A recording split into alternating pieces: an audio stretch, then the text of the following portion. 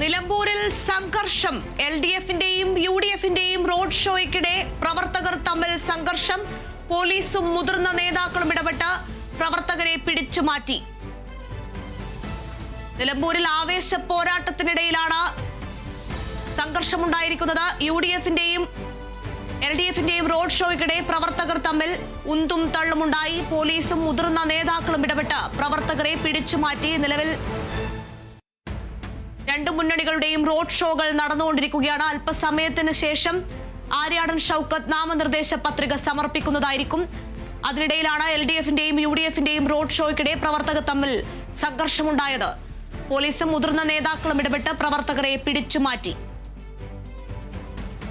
നിലമ്പൂർ ഉപതെരഞ്ഞെടുപ്പിന്റെ ആദ്യ നാമനിർദ്ദേശ പത്രിക സമർപ്പിക്കലാണ് ഇന്ന് നടക്കുക.